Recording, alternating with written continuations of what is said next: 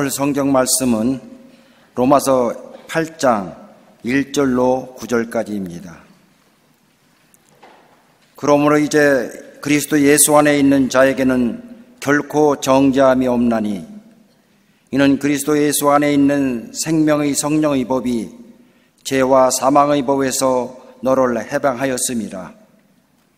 율법이 육신으로 말미암아 연약하여 할 수 없는 그것을 하나님은 아시나니 곧 죄로 말미암아 자기 아들을 죄 있는 육신의 모양으로 보내어 육신의 죄를 정하사 육신을 따르지 않고 그 영을 따라 행하는 우리에게 율법의 요구가 이루어지게 하려 하심이니라.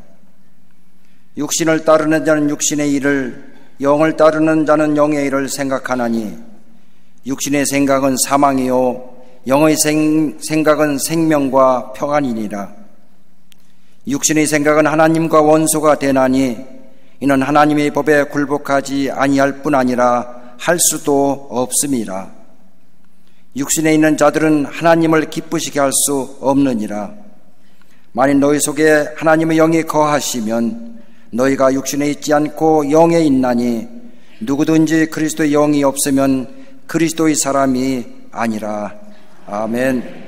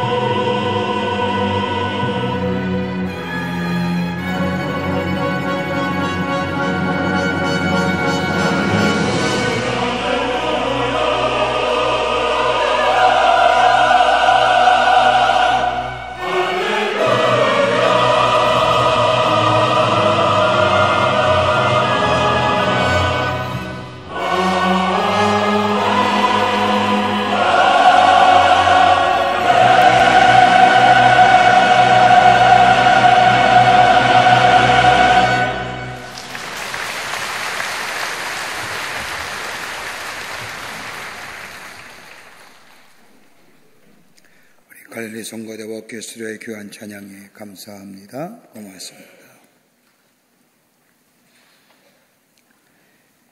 우리의 삶을 살아가는데 많은 것들이 있지만 그 가운데 가장 중요한 것을 하나 고른다고 한다면 아마 자유일 겁니다. 늘 자유라고 하면 정치적이고 경제적이며 더 나아가 사회적인 자유를 말하지만 이것보다 더 소중한 것이 있다고 한다면 도덕적이고 신앙적인 자유입니다. 그런데 가장 무서운 것이 있다고 한다면 자유가 있음에도 불구하고 자유를 모르고 산다는 겁니다. 자유의 소중함을 모른다는 것은 우리의 의식 가운데 벌써 자유를 빼앗겼다고 해도 과언이 아닐 겁니다. 유명한 물리학자인 아인슈타인은 말하기를 인간의 참된 가치는 그가 어느 정도까지 자기 자신에서 벗어나 해방될 수 있느냐와 그리고 자기 자신이 얻은 그 자유와 해방의 의미를 무엇인지 제대로 알고 있느냐에 달려있다고 말했습니다. 여러분, 부자라고 해서 결코 성공한 것 아닙니다. 권력을 얻었다고 해서 성공하는 것 아닙니다.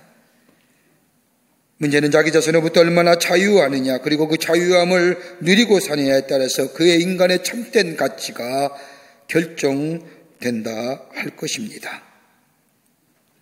교육학자인 헤르바르트라고 하는 사람이 말하기를 인간이 추구해야 할 윤리적이며 이상적인 인간상, 즉 참된 자유인으로서의 삶을 살아가려면 적어도 세 가지의 것이, 적어도 이러한 것이 있어야 한다고 이야기합니다. 그 하나가 뭐냐면 내면적 자유입니다.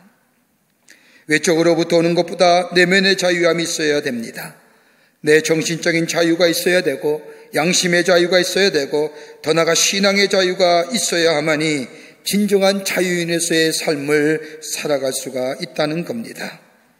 어떤 사람은 경제적이고 정치적인 여건이 좋아지면 자유함을 산다고 하지만 오히려 정치고 경제적인 여건이 좋아짐에도 불구하고 자유를 잊어버리고 사는 사람이 참 많습니다. 내면의 자유 필요합니다. 두 번째는 절대적인 자유함을 누려야 한다는 겁니다. 여러분, 자유는 상대적인 것이 아닙니다.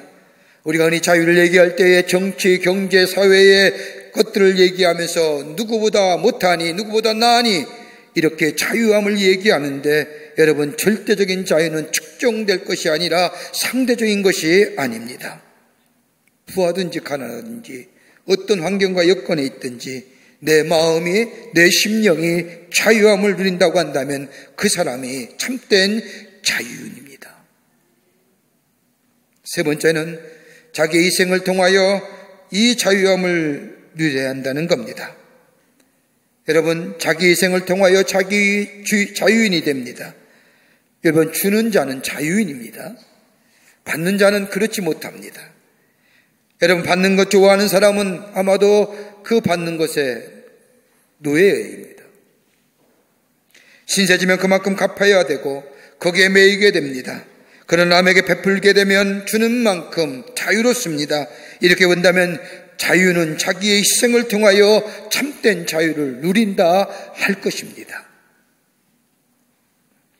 네 번째는 자유는 정의에 기초합니다. 자유는 방종이 아닙니다. 자유에는 정의가 있어야 되고 그 이후에 자유가 있어야 될 때 그것이 진정한 자유고 참된 자유입니다. 또 하나 있다고 한다면 자유는 함께 책임지는 겁니다. 나의 자유로운 행위에 내가 책임질 수 있어야 됩니다. 나는 방종하고 그 책임을 다른 사람에게 미려온 것은 참된 자유인의 삶이 아닙니다. 내가 행동하고 내가 책임질 때에 그가 참된 자유인의 삶을 살아가는 겁니다. 이렇게 본다면 자유는 싸워서 쟁취하는 것이 아닙니다. 싸워서 얻어질 것의 성격의 것도 아닙니다.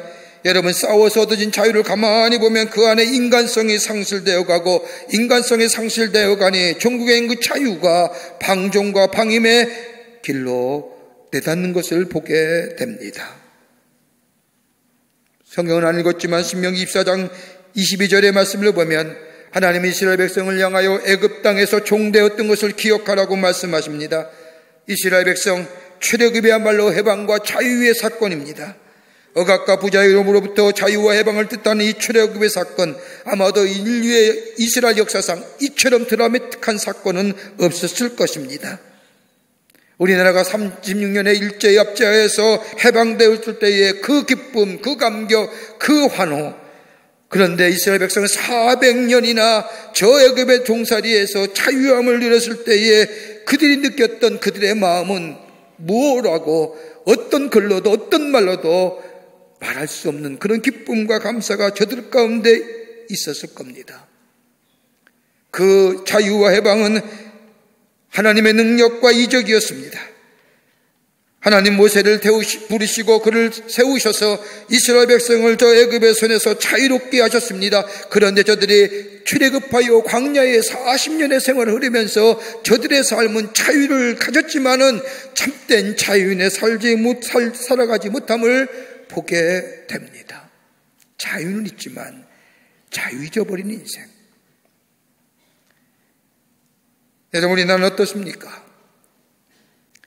일본의 36년의 압제하에 비참하게 우리의 주권을 펴지도 못한 채 철저하게 유리당했던 이 나라가 하나님의 도우심으로 해방된 지 오늘 74년을 맞습니다.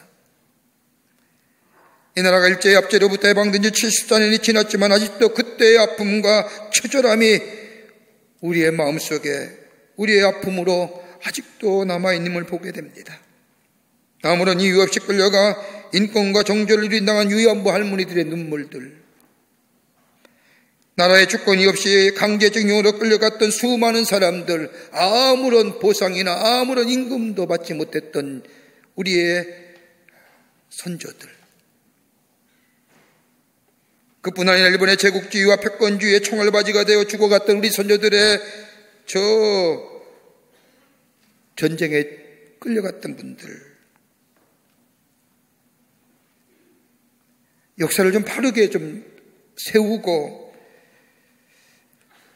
바르게 좀 이 시대에 걸맞는 나라의 백성으로 살아가자고 하는 이 일에 저들은 경제라고 하는 전쟁의 것들을 가지고 우리의 마음을 더욱더 아프게 하는 이웃 나라의 모습을 보면서 슬프고 서글픈 마음이 있습니다. 해방이라는 것이 그저 국제적인 환경에 의해서 이 나라에게 주어진 것이 아니라 하나님의 주권에 의해서 이루어진 이 땅의 자유와 해방, 하나님의 선물인데 이 놀라운 선물을 가지고도 우리가 참된 자유와 참된 자유인의 삶을 살고 있는지요. 자유는 있는데 참된 자유를 잊어버린 우리의 삶들. 오늘 74년을 맞이하는 광복주일입니다. 이 땅의 자유와 독립을 위하여 우리의 선조들이 눈물을 흘려가며 피를 흘려가며 목숨을 내어놓으며 정든 땅 이 조국을 떠나서 저 만주와 저 하얼빈과 저 블라디보스토크가 흩어지면서 이 땅의 자유와 독립을 위하여 싸웠던 그 선조들의 나라 사랑이 오늘 우리에게 참된 자유와 독립, 그리고 이 땅에서 눈물을 흘려가며 이 땅의 자유와 독립을 위해 기도했고 목숨을 버렸던 우리의 신앙의 선조들의 그 나라 사랑과 하나님 사랑의 그 기도에 응답하셔서 이 땅에 자유와 독립을 주셨는데 정말 우리가 이 참된 자유를 누리고 사는지요. 진리를 알지니 진리가 너희를 자유케 하리라고 했는데 정말 우리가 진리 안에 살며 이 자유를 누리고 사는지요. 오늘 말씀은 우리에게 신앙의 도전과 더불어 새로운 다짐, 각오, 우리에게 교훈을 줍니다. 오늘 본문의 말씀이 우리에게 주는 교훈의 말씀이 어떤 걸까요? 함께 말씀을 나누며 은혜 받기를 원합니다. 첫째는 과거에 매이지 말라, 그러나 과거를 잊지 말라는 겁니다. 매이지 말라, 그러나 잊지 말라는 겁니다. 신명기 24장의 말씀을 보면 하나님은 이스라엘 백성에게 얘기합니다. 너희 종되었던 것을 기억하라. 다른 말로 표현하자면 과거에 매이지 말라, 그러나 과거 잊지 말라는 겁니다. 다시 말한다면 노예 근성에 매이지 말라는 겁니다. 과거의 애굽의 비참한 노예 생활 잊지 말라는 겁니다. 노예 근성엔 매이지 말고 그러나 너희가 노예 생활했던 것 잊어버리지 말라는 겁니다. 이럴 때에 지금에 누린 자유가 얼마나 소중한지, 여러분, 구약 성경에 민수기의 말씀을 가리켜서 일명, 예명이 있습니다. 중얼거리는 책입니다.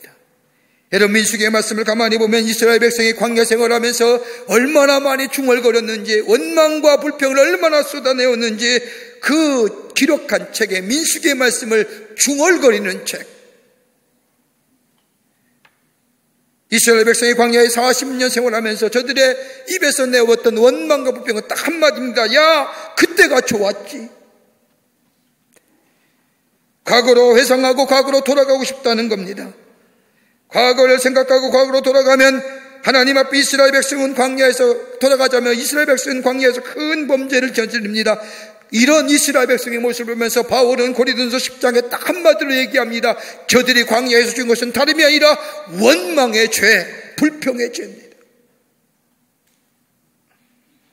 여러분, 원망과 불평 왜 하시는 줄 아십니까? 한 심리학자가 원망과 불평하는 사람들을 조사해봤더니 그 안에 몇 가지 이유가 있더라는 겁니다. 그 하나가 뭐냐? 다름이 아니라 지금의 삶에 만족함이 없을 때 원망하고 불평합니다. 여러분, 가만 보십시오. 지금의 삶에 만족하는 사람은요, 절대 원망 안 합니다. 오히려 감사하지요. 지금의 삶에 만족함이 없기에 원망하고 불평합니다. 그러면서 그때가 좋았지라고 얘기합니다. 또 하나 이유가 있죠. 미래가 불투명할 때 원망하고 불평합니다.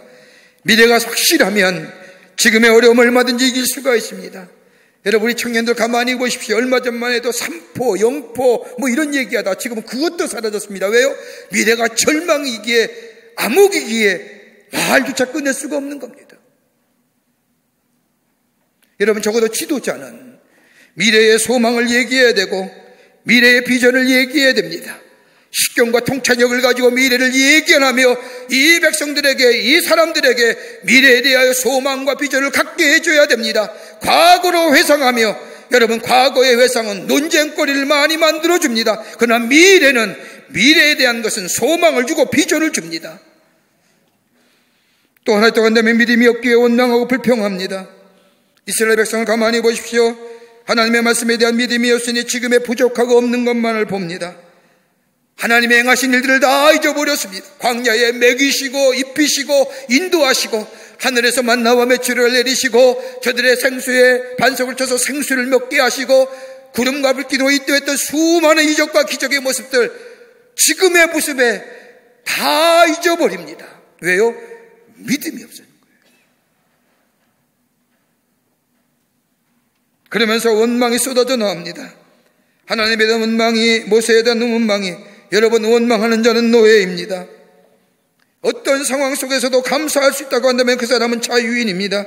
적은 일이나 큰 일이나 조그만 일이나 많은 일이나 원망과 불평이 있다면 그의 삶은 아직도 노예입니다. 노예는 타락과 강팍함과 원망과 불평, 다른 말로 하면 불신앙입니다. 그러기에 하나님 이스라엘 백성을 향하여 너희가 종되었던 것을 기억하라. 다른 말로 하면 과거에 매이지 말라. 그러나 잊지 말라. 여러분, 80년대쯤 되면, 저도 그 대학 다닐 때입니다만, 그쯤에 우리나라의 현상이 모든 학생으로 하여금 책을 읽는 사회과학에 대한 관심이 많았던 때입니다. 그때에 아직도 제 마음속에 큰 영향을 주었던 것, 책 하나 고 있는데 민족주의에 대한 연구입니다. 성군은 한 분이 쓴 책을 읽으면서 참 그렇구나 감동을 많이 했는데, 식민지 생각, 식민사관을 벗어나야 된다는 겁니다. 뭐 사회학적으로, 인문학적으로, 역사적으로 그 얘기하는 겁니다. 우리가 실생활 속에 깊게 뿌리 박혔던 이 식민사관의 번원을 벗어날 때 비로소 자유인 된다는 겁니다. 근데 그분이 제시한 책도 보면 이런 얘기입니다. 식민사관의, 식민주의 문화에 깊게 뿌리냈던 것이 하나가 뭐냐? 탈법주의라는 겁니다. 독립한 나라의 사람들은 언제나 자기 신과 자기 나라의 법을 지키는 것을 당연한 의미로 국민의 가치, 국격업, 이런 법 잘 지키는 나라가 좋은 나라입니다. 나라가 힘 있는 나라입니다. 법을 지키는 것이 나를 위하며 나라를 위하며 모두를 위함이기 때문에 법을 지킨다는 것은 내 명예로 생각합니다. 당연한 것으로 생각합니다. 여러분, 일본이 한국을 지배할 때 일본과 한국은 하나라고 해서 하나의 법을 가지고 통치하려고 했습니다. 그때 많은 이 나라의 조선의 사람들이, 이 대한제국의 사람들이 왜 우리가 일본과 하나냐? 일본 법 지키지 말아야 된다. 법 안 지키는 운동입니다.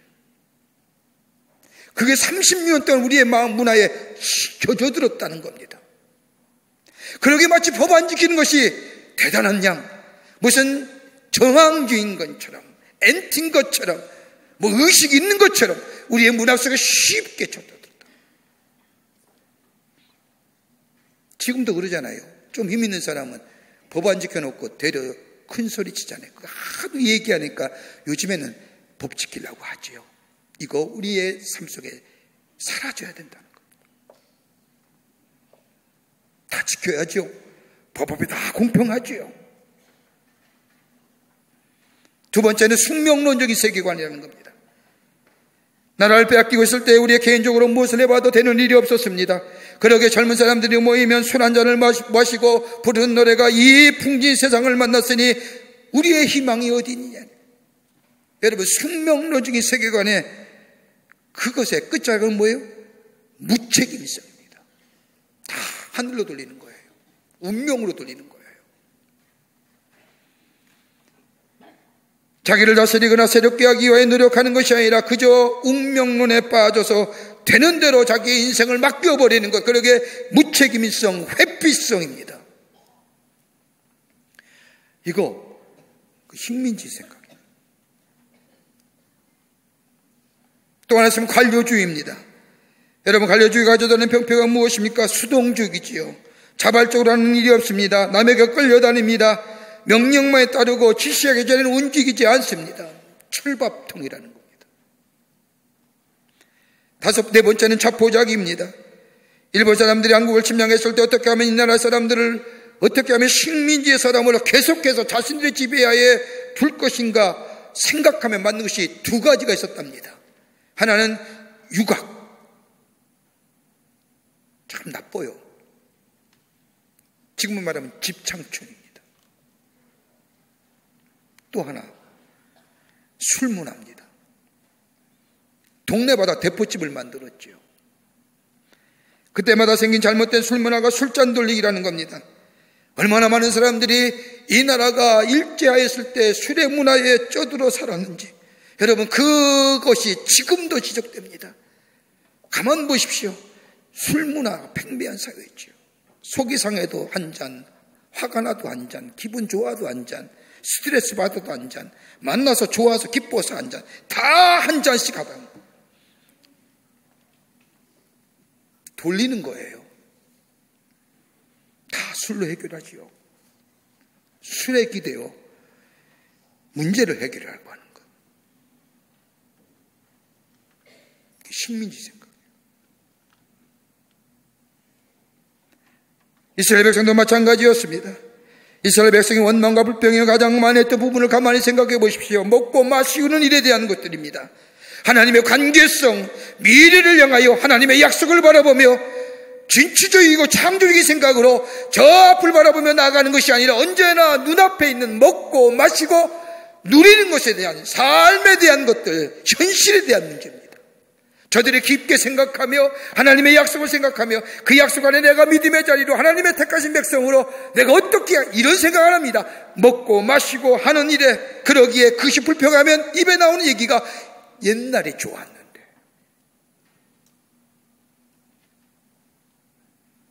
그러기에 하나님은 이스라엘 백성에게 여봐, 너 애굽 땅에서 종되었던 것을 좀 기억해봐. 거기에 매이지 말고, 그러나 너의 존재가 어떤 존재였는지. 여러분, 오늘 로마서 8장 1절과 2절의 말씀을 보십시오. 바울은 로마교회를 향하여 이렇게 선언합니다. 그러므로 이제 그리스도 예수 안에 있는 자는 결코 정죄함이 없나니 이는 그리스도 예수 안에 생명의 성령의 법이 죄와 사망의 법에서 너를 해방하였습니다. 이전에 내가 어떤 사람이었습니까? 진노의 자식이었습니다. 죄성을 사망이라고 죽어야 할 존재였습니다. 하나님을 배반하던 자였습니다. 그런데 예수님이 땅에 오셔서 우리를 위하여 우리의 죄를 대신하여 우리가 죽어야 할 죽음을 대신 지시고 십자가에 죽으심으로 우리를 새롭게 하셨습니다. 우리가 옛날의 모습으로 매이지 말아야 했지만 옛날에 내가 어떤 존재였는가 것은 기억해야 된다는 겁니다. 그럴 때에 그 안에 은혜가 있고 내가 누리는 자유가 어떤 자유며 이 자유의 가치가 어떤 것인지를 깨닫게 되고 그 자유의 소중함을 알며 감사하며 사는 인생이 복된 인생이 된다는 겁니다. 이 땅의 자유가 어떻게 이루어졌습니까? 이 자유 거저 얻어진 것이 아니다. 대가가 있는 자유입니다. 그러기에 소중히 여기며 감사하며 살 때에 우리 안에 참된 자유와 해방이 우리 가운데 있어지는 놀라운 은혜가 넘쳐나는 복된 삶 됩니다. 두 번째는 영적인 자유함이 있어야 진정한 자유함입니다. 신명기 24장 18절 말씀을 보면 여호와께서 너를 거기서 속량하신 것을 기억하라. 속량이라고 합니다. 속량하신 것을 기억하라는 겁니다. 거저 이루어진 것이 아니라 값을 치르셨다는 겁니다. 값을 치르고 자유와 해방을 주신 것을 기억하라는 겁니다. 애굽의 노예로 거하던 이스라엘 백성, 자신이 누구인지 어떤 사람인지 알지 못했던 이스라엘, 아브라함이 하나님이 누구며 이삭이 누구며 야곱이 누구며 내가 어떤 사람인지 하나님의 백성됨을 잊어버렸던 저 이스라엘 백성. 그런데 하나님은 400년 전에 야곱에게 하신 약속을 이루시기 위해서 저들을 애굽에서 구원해 주십니다. 다른 말로 하면 그 구원의 역사는 하나님과의 바른 관계성 맺기 위해서 하나님의 이스라엘 백성이 하나님이 되고 이스라엘 백성은 하나님의 백성 되는 이 하나님의 관계성을 다시 회복시키시기 위한 하나님의 약속의 성취고, 그 약속의 성취는 거저 이룬 것이 아니라 대가를 치르시고 이스라엘 백성을 구원해 주셨다는 겁니다. 거저 이루어진 것이 아닙니다. 하나님의 대가를 치르셨다는 겁니다. 하나님 안에 있을 때의 화평의 역사, 하나님 안에 있을 때의 화목의 역사, 새로운 관계성의 역사, 이걸 이루시기 위해서 우리 하나님이 이스라엘 백성을 애굽에서 구원해 주셨다는 겁니다. 그러기에 하나님 안에 있을 때에 참된 평화가 임하게 됩니다. 하나님 안에 있을 때에 참된 자유함의 역사가 있게 됩니다. 그 자유함은 영적인 자유함이죠. 내 안에 자리 잡고 있던 죄성들, 내 안에 자리 잡고 있던 죄책감들, 죄의 노예 상태에서 노임을 받을 뿐만 아니라 하나님의 관계성에 회복되고 그 안에서 화평을 누리며 그 안에 자유함을 누리며 나를 제한했던 것, 나의 방법을 잡았던 것, 나를 끌어주지 않았던 것으로부터 자유함을 누리는 영적인 참된 자유로움의 삶, 다름이 아니라 하나님과의 인격적 관계가 맺어지게 될 때에 가능하다는 겁니다. 그러기 오늘 로마서 8장 1절의 말씀을 보십시오. 그러므로 이제 그리스도 예수 안에 있는 자는 결코 정죄함이 없다고 말합니다. 이제는 그리스도 예수 안에 있으면 정죄함이 없다는 겁니다. 정죄함이 없다는 말은 헬라어로 카타크리마라고 얘기하는데, 카타크리마는 정죄한다. 거기에 정관사의 우를 붙이면 카타크리마라고 하는 것은 무죄를 선언한다는 겁니다. 어디서요? 예수 그리스도 그리스도 안에서. 예수 안에 있을 때에 나를 제한하고 나를 잡고 나를 주저앉히려는 그 죄책감에 자유로워지고 참된 자유함을 맺게 됩니다. 영적인 새로운 관계성이 맺어져요. 이 관계를 맺는 데는 정죄함이 없습니다. 참 자유로 살아간다는 겁니다. 나를 속박하고 매었던 우리의 영혼의 것들, 나를 제한했던 것들, 하나님의 축복을 받지 못했던 내 안에 있는 이 모든 죄성들, 이 모든 제한했던 것들이 예수 그리스도를 내 안에 주인 모시고 예수님이 나의 삶의 주인 되심을 고백하며 그분과 함께 사는 인생 될 때에 정죄함이었을 뿐만 아니라 참된 자유의 인생으로 살아가는 복된 삶 된다는 겁니다. 여러분, 인도나 태국에 여행하신 분들은 한 번쯤은 다 보셨을 겁니다. 인도나 태국에서 야생 코끼리를 잡아 길들이기 위해서는 일단 어린 코끼리를 유인하여 우리에 가둡니다.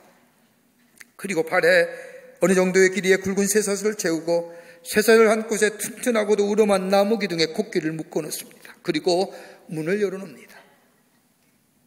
자유롭게 움직일 수 있게 합니다. 아기 코끼리는 어떻게든지 쇠사슬에 벗어나려고 발버둥을 쳐지만은 우람한 나무 기둥은 끔찍하지 않습니다.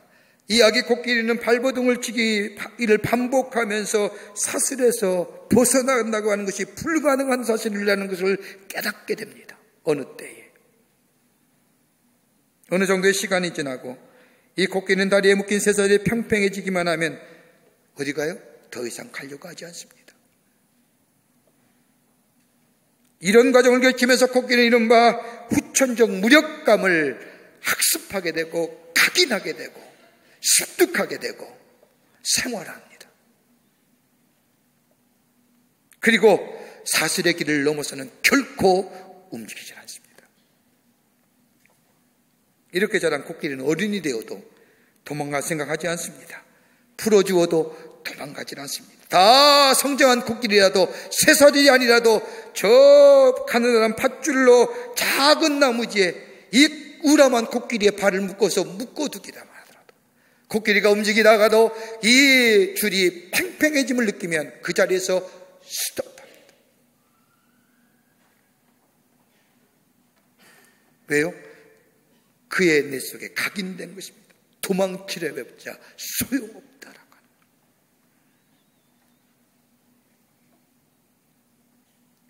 영원히 도망치지 못하지요. 제한하는 거지요. 여러분, 나를 속박하고 매임을 당했던 우리의 영혼들, 제한했던 것도 얼마나 많습니까? 실수하면서 화끈거려서 도무지 앞으로 나아가지 못한 우리의 인생의 요정들, 하나님의 축복을 받아야 됨에도 받지 못하는 사람. 그러나 예수가 내 안에 계시면 그것부터 뭐예요? 자유로워지는 거예요. 그 자유함이 우리의 삶에 하나님 주신 축복을 누리는 겁니다. 그때 우리 마음속에 평화가 임합니다. 끝으로 참된 자유함에는 사랑이 동반됩니다. 신명기 24장 19절의 말씀을 보면 앞장의 말씀과는 전혀 다른 말씀을 얘기합니다. 내가 밭에서 곡식을 벨 때에 그 한 문수를 밭에 잊어버렸거든. 다시 가서 가져오지 말고 나그네와 고아와 가부를 위하여 남겨두라. 내가 감내의 감람나무를 떤 후에 그 가지를 다시 살피지 말고 그 남은 것은 객과 고아와 가부를 위하여 남겨두며, 또 내가 내 포도원의 포도를 딴 후에 그 남은 것을 다시 따지 말고 객과 고아와 가부를 남겨두라. 앞의 말씀과는 전혀 상반된 말씀이지요. 그런데 이 말씀은 자유인으로서의 살아가야 할 것이 어떤 모습인가 보여주는 겁니다. 참된 자유인은 밭에서 곡식을 벨 때 한 뭇 밭을 잊어버렸다고 해서 다시 돌아가 그 밭에 곡식을 추수하는 게 아니라, 저 감람나무의 열매를 털어서 다 떨었는데 혹시나 나무 한 것을 잊어버렸다고 해서 또다시 가서 그 열매를 털거나 그 열매가 다 털었는지 돌아보는 게 아니라, 포도나무의 열매를 딴 후에 그 나무 것을 다시 따는 거 아니야, 남겨두는 것. 다름이 아니라 고아와 객과 가부를 위하여 남겨둔다는 거예요. 다른 사람을 기억케 하는 겁니다. 다른 사람을 기억할 수 있다고 하는 것은 나를, 내가 어떤 사람이었다는 것을 아는 겁니다. 내가 하나님의 은혜를 받았고 하나님의 사랑을 받았고 그로 인하여 내가 촉지함을 받았고 자유함을 얻었는데, 이 자유함, 다른 사람을 나누는 삶을 통하여 그 자유를 자유답게 만드는 겁니다. 이기적인 것을 벗어나는 거지요. 참된 자유의 삶, 그 자유가 풍성한 자유로 누리게 하기 위해서는 다른 사람을 살필 줄 아는 것, 다른 사람이 어떻게 되든 상관없다고 생각하는 사람은 진정한 자유의 사람이 아닙니다. 어려울 때에 베풀 줄 아는 사람, 줄 줄 아는 사람, 나눌 줄 아는 사람, 여기에 자유가 자유되게 하고 여기에 더 풍성한 하나님의 축복이 임한다는 것을 이스라엘 백성에게 가르치면서 이 고아와 과부와 객을 생각하라고 하는 삶의 실천적 강령을 하나님이 이스라엘 백성에게 말씀하신 겁니다. 매드 팍스라고 하는 영국의 성공의 신학자가 현대인의 삶 가운데 삶의 무의성을 가져주는 것이 세 가지가 있다고 합니다. 그분의 말에 의하면. 하나는 뭐냐? 삶의 무의미성입니다. 하나는 굳은 마음, 강팍한 마음이에요. 이런 사람은 다른 사람의 말을 듣지 않습니다. 자기 편견에 살아있는 사람, 자기의 아집에 살아있는 사람, 자기의 세계관과 자기가 경험한 보잘것 경험 가지고, 자기가 가지고 있는 보잘것 지식 가지고 마치 자기의 세계를 그리고 그 세계에 들어오는 것을 거부하고 나가는 것을 마음고 사는 거예요. 그러니까 이런 사람은 말씀을 전해도 들리지가 않는 거예요. 열려진 마음이 돼야죠. 또 하나는 자기 사랑입니다. 자기 사랑에 집착한다는 겁니다. 삶의 무의미성을 가져다 주는 거예요. 여러분, 자기 사랑하는 거요, 나중에 궁극적으로 삶의 무의미를 가져다 줍니다. 내가 나를 사랑한다는 것, 여러분, 사랑이라고 말할 수 있을까요? 이웃을 사랑하고 남을 사랑하고 남을 배려할 때에 내가 자유로운 것처럼 다른 사람의 자유를 인정해주고 존중히 여길 때 그게 진정한 자유고, 나를 사랑하고 다른 사람을 사랑할 때 그 사랑이 열매를 맺는 것처럼 말입니다. 기억하세요. 얼마 전에 우리 15살 난 소녀가 저 청주의 한 산에서 실종되었다가 찾았잖아요. 우리 온 국민이 얼마나 안타까워했습니까? 말도 어눌하다고 해서 걱정도 많이 했는데 살아와서 얼마나 바꿔왔습니까? 그런데 이 놀라운 일에 가물은 감고, 내일 아니니까, 내 새끼 아니니까. 여러분, 자기 사랑에 집착하는 사람만큼 불쌍한 사람은 없는 겁니다. 또 하나 있다고 한다면 무감각하는 겁니다. 기쁜 일도 슬픈 일도 아무런 감각이 없는 것, 감동이 없는 거예요. 뭐 감동해야 감사가 있고, 감동해야 감격하고, 뭐 은혜가 있고, 뭐 이런 건데 아무런 생각. 이게 무의미성을 가져줘. 너희가 자유인이냐? 자유를 누렸느냐? 가난한 사람을 돌아보라요. 네 자유가 소중하냐? 다른 사람의 자유도 지켜줘야 돼. 사랑하는 성도 여러분, 우리가 누리는 자유는 거저 얻어진 게 아닙니다. 대가를 치른 자유입니다. 이 자유에는 진리가 있고 사랑이 있고 믿음이 있습니다. 진리를 떠난 자유는 자유롭다고 할 수 없습니다. 그러기에 그리스도의 영이 없는 곳에는 자유함이 없느니라. 갈라디아서 5장 1절의 말씀도 그리스도께서 우리를 자유케 하시려고 자유를 주셨으니 그러므로 구속에서 쏟아지는 종의 멍에를 매지 말라고 말씀하신 것처럼, 과거는 잊지 말되 매이지 마세요. 우리의 주님 안에서 영적 자유가 최고. 그거 내가 이 참된 자유 누리는 것처럼 다른 사람의 자유를 누리게 하고 소중히 여기는 그 안에 사랑이 있게 될 때 그 자유가 참된 자유, 거기에 평화가 임하고 우리의 삶 속에 하나님이 주시는 놀라운 축복이 임하게 됩니다. 오늘 이 나라가 광복된 지 74주년입니다. 이 자유 소중한 겁니다. 간직해야 됩니다. 지켜줘야 됩니다. 그리고 우리 후손들에게 물려줘야 합니다. 이 자유를 누리며 지키며 풍성한 열매로 삶을 살아가는 여러분과 저와 되시기를 주의 이름으로 축원합니다.